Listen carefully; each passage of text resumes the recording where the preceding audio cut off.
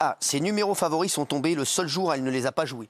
Et la suite est encore plus folle. Qu'est-ce qui s'est passé, Gilles Verdez? Écoutez cette histoire. L'horreur. Cette femme est incroyable. Alors, elle ne donne pas son nom, elle veut rester anonyme. On sait juste qu'elle habite dans les Hauts-de-Seine. C'est une joueuse non pas compulsive, mais habituelle des jeux de tirage de la Française des Jeux. Donc, elle joue depuis des années les mêmes chiffres qui correspondent à des dates anniversaires. Je vais vous donner ces chiffres parce qu'ils ont leur importance. Le 1, le 3, le 4, le 21, le 29 et les étoiles, le 2 et le 7. Elle les joue tout le temps. Mais un jour, il y a quelques années, elle travaille trop, elle a une journée chargée, compliquée, elle oublie de jouer. Et le jackpot tombe. Elle dit, j'ai oublié de jouer. Et ces numéros-là lui auraient rapporté une fortune. C'est pas grave, elle retente sa chance. Et le 17 décembre dernier, elle rejoue les mêmes numéros. Et elle gagne 77 millions d'euros. 77 millions d'euros. 77 557 C'est elle, là, c'est elle? Non, elle est cachée. C'est drôle. Incroyable. C'est rare que les mêmes numéros sortent deux fois. C'est incroyable. Et elle dit, je devais gagner. Et sa famille a dit, si quelqu'un mérite de gagner, c'est elle. Parce qu'elle ne s'est pas arrêtée de jouer, malgré le premier désespoir. 77 buts. 77 millions. Alors, elle est passionnée d'art, elle va acheter des œuvres, voyager en Asie et évidemment combler sa famille. C'est pas immoral, ça. Elle va pas reverser. Non, ça va, elle a exploité personne. Tout va. Merci, c'est bon. Ah oui, il faut qu'elle partage. Fête, alcool, drogue, les folles. Alors ça, incroyable. Les folles révélations sur les députés français. On va en parler dans un instant. Juste avant, après, on parlera aussi de Cristiano Ronaldo. Mais juste, qu'est-ce qui se passe? Vous voulez encore reparler de Caroline Margeridon? Vous l'aimez bien? Oui, je voulais vous en parler parce que... C'est une belle femme, elle, pour vous. C'est vrai? Mais elle est tombée amoureuse récemment. D'ailleurs, elle a eu des gros problèmes parce qu'aujourd'hui, on utilise beaucoup sa photo sur les sites de rencontres. Il y a 11 annonces. Sur tous les sites de rencontres. Alors, elle a dû intervenir et mettre un post, elle aussi, pour dire, écoutez, ça n'est pas moi. C'est d'autres personnes qui se font passer pour moi, mais ce n'est pas moi qui lance des annonces pour chercher un homme, puisque j'ai enfin trouvé l'amour, a-t-elle révélé, et donc je ne cherche plus d'homme, etc. Mais attention, sur les mêmes sites de rencontres, on voit beaucoup Sébastien Coé, qui passe des annonces, c'est bidon à mon avis, c'est des pièges, évidemment, et Julien Doré. Et d'ailleurs, mademoiselle Picard, c'est une fille qui est tombée dans... Non, pas les surgelés. Non. Mademoiselle Picard, elle est tombée dans le piège de Julien Doré. C'est qui? C'est une fille qui est tombée dans le piège. Elle a fait une déclaration d'amour à Julien Doré, pensant que c'était le vrai Julien Doré. Oui. Et puis malheureusement... Et en fait, c'était Brad Pitt. Non. Oh, bah non. Mais attention, aux États-Unis, il se passe l'inverse. Parce que Sharon Stone, par exemple, qui a inscrite, elle, réellement, la vraie Sharon Stone, sur les sites de rencontres. Mais nous, la vraie Danielle Moreau, c'est la vraie aussi. C'est sûr. Eh bien, bouge pas, dernier au tard. Merci. Aux États-Unis, on a fait l'inverse. C'est-à-dire qu'on l'a rayée des listes, pensant que c'était une fausse Sharon Stone. Ah ouais. Alors elle veut trouver l'amour. Mais on la raye des sites de rencontres à chaque fois, pensant que c'est la fausse. Je l'avais dit 3 fois. Mais donc, parce que des fois, vous n'êtes pas attentif. Vous avez raison. Bravo, Fabien. Bravo. Merci. Faites alcool, drogue, les folles révélations sur les députés français. Ah oui, il y a une longue enquête, un tabou. Et après, on va vous dire Cristiano Ronaldo. Je ne sais pas si c'est vrai ce qu'il va nous dire, mais c'est incroyable parce que je ne savais pas qu'il avait... Vérifiez. Il avait eu des bails avec ces 2 personnes. Il va nous dire 2 personnes avec qui il a eu des bails. C'est chaud. Ah oui, carrément. C'est étonnant. Alors un tabou est tombé après une grande enquête aujourd'hui, notamment de France Info, sur la drogue et l'alcool à l'Assemblée. Il y a des témoignages saisissants de conseillers. Donc je vous en cite un qui parle d'un ancien député qu'il a bien connu et qui est tombé dans la consommation d'une drogue de synthèse, la 3-MMC. Donc il dit de ce député, son rythme de prise s'est accéléré. Le lundi, il était guilleret. Le mardi, ça allait. Le mercredi et le jeudi, il était exécrable. Le vendredi, il était au fond du trou. À partir de septembre 2023, ce n'est plus tenable. Tout le monde s'en rend compte. On me dit, il est rouge, il transpire. Qu'est-ce qu'il prend?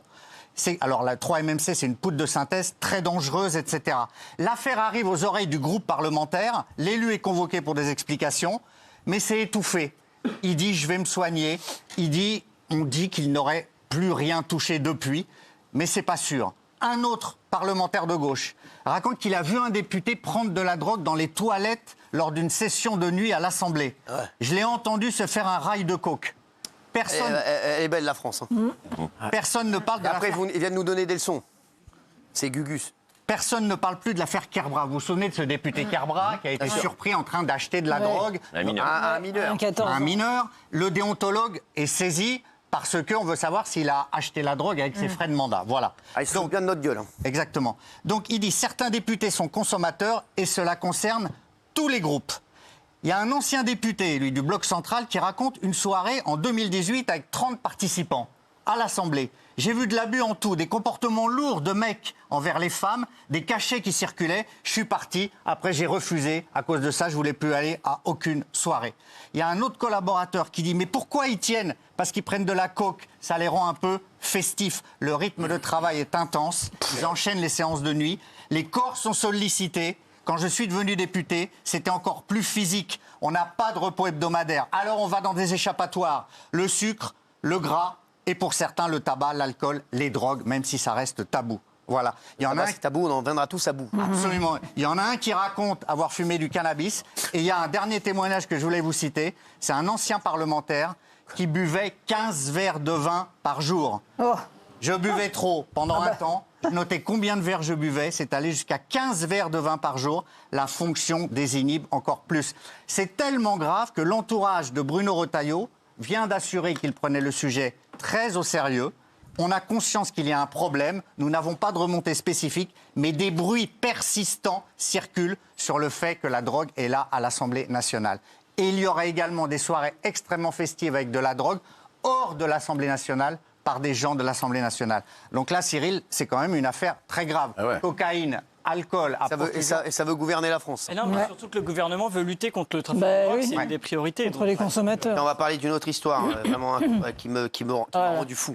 L'homme qui a massacré sa victime en pleine rue, on avait vu la vidéo, Ouais. avait déjà tué quelqu'un, mais il avait été déclaré irresponsable. Ouais, c'est Il est ça. irresponsable, mais Il est fait dehors. encore des gaz, cet abruti. Non, oui. Ouais, je ne sais pas si vous aviez montré la vidéo, mais la vidéo est Ouais, absolument horrible. ignoble. Ouais. On voit un homme de 27 ans se faire larder une vingtaine de coups de couteau en plein milieu de la rue. C'était à Livry-Gargan, donc lundi soir. Écoutez cette histoire, vous allez voir. Effectivement, l'auteur présumé avait été rapidement interpellé sur les lieux. Et en fait, cet homme, effectivement, a un lourd passif. Il avait tué quelqu'un 10 ans plus tôt. J'allais dire de manière presque aussi sauvage, puisque là, c'était une affaire de cigarettes refusées. Et il avait tué à bout portant, en lui tirant dessus, un père de famille, un père de 2 enfants, qui était mort presque sur le coup. À ce moment-là, vous allez me dire, mais qu'est-ce qu'il faisait dehors? Pourquoi il n'était pas en prison 10 ans plus tard? Ouais, oui. Ce qui s'est passé, c'est qu'il avait probablement déjà à l'époque des problèmes psychiatriques. Alors c'est Soufiane O, poursuivi pour meurtre, a été déclaré irresponsable pénalement par la Chambre de l'instruction de Paris le 21 novembre Voilà. 2017. Moi, vous voyez Bien. cette chambre de l'instruction là, qui l'a déclaré irresponsable. Bah, eux, ils Bah, sont vous imaginez la famille là, hein, Ouais, qui Alors Cyril, c'est Non, mais pas ça, que c'est la possible, justice, mais pourquoi il est parce sorti de l'asile que- psychiatrique Voilà, dans ce la cas-là? question, c'est que vous dites que quelqu'un est responsable pénalement, vous ne le jugez pas, C'est ça. vous ne l'envoyez pas en prison, mais vous l'envoyez en asile psychiatrique. Ouais. Pour l'enfer. Et Fermé. l'ennui, Mais il c'est ressort plus. qu'il en est ressorti et qu'on sait qu'effectivement, pour ressortir d'un asile psychiatrique, il faut que 2 psychiatres, 2 médecins disent Ah oui, bah, on est d'accord, il peut sortir maintenant. Ah, ce sont les responsables. Voilà. Ben oui, ce sont les responsables. Et ce que je veux dire, c'est que c'est pas forcément la justice. Non, en non, ouais, l'occurrence. mais ce sont les Alors il y a responsables. effectivement. J'ai dit, c'est ceux qui l'ont laissé dehors. Mais la justice devrait suivre ce qui se passe derrière en asile psychiatrique pour être sûr que ça ne crée pas un nouveau. incroyable. crime. Et c'est pas la seule chose. Donc on sait qu'il n'avait pas pu être jugé, mais en 2012, de la même manière, alors heureusement à l'époque il n'y avait pas eu mort d'homme, il avait été accusé dans une affaire de violence. Et là encore, il avait été jugé irresponsable pénalement. 3 ans Donc, après, il a tué. il avait pu encore recommencer ça. C'est un vrai problème, le traitement des personnes qui ont des troubles Incroyable. psychiatriques. Incroyable. Et bravo à ces 2 médecins. Et Bravo à eux. pour les familles des victimes, Des ou des génies. victimes, c'est incompréhensible de leur dire que les personnes vont en prison. Mais ça, vous voulez que je vous dise, je connais ça. C'est de la naïveté. Je connais ça. De l'angélisme. Mais oui, mais parce que les mecs, je connais, ils jouent un rôle, ils vont se présenter devant les médecins, Et c'est de l'incompétence. Vous croyez pas? Oui, mais c'est pour ça que pour moi, il n'est pas irresponsable, parce Bien qu'il sûr. sait faire le mec bien devant des psys. Donc pour vous dire, donc il n'est pas irresponsable, il est tout à fait responsable. C'est juste un mec qui n'a rien à faire dans notre société. Là, ce qui va être intéressant, c'est de savoir si, pour le crime qu'il vient de commettre, est-ce qu'on va encore le juger responsable pénalement, Sûr. ou est-ce que la justice Quand on- dira, bon, quand- peut-être que là, on est peut-être allé un peu loin, on va peut-être le juger cette fois-ci. Mais c'est- Bah, il est taré ou il l'est pas, je veux dire, c'est pas en fonction. Non, mais Non, c'est insupportable. c'est aussi en fonction du moment où il a commis les faits. Pour moi, Et en fait, j'ai- le juge moi, j'ai prend pas la envie de- décision Abolition du librement. Moi, j'ai discernement. aucune Le juge envie de demande à soigner des ce mec-là. psychiatres. J'en ai rien à foutre de ce mec-là, je vous le dis. J'en ai rien à foutre. Pour moi, il a tué un innocent, là, il y a 2 jours. Voilà, je vous le dis, ça bien ne sûr. reste pas de le soigner, excusez-moi. Pour moi, il doit être mis en dehors de la Bah, société. c'est-à-dire que si Merci, vous le on mettez n'est en pas là prison- pour faire un débat, merci. Mais ok, mais- On verra ça demain. Ah bah, il sera moins dangereux en prison qu'à l'extérieur, je pense. Ah bah, bien Il sûr. sera plus dangereux en prison que dans un asile psychiatrique. Non, il sera plus dangereux. Pour les détenus, s'il est Pas pour taré. les futures victimes. Ah, au moins, les surveillants, ils sont armés dans les prisons quand même. Oui, ça c'est vrai. Merci.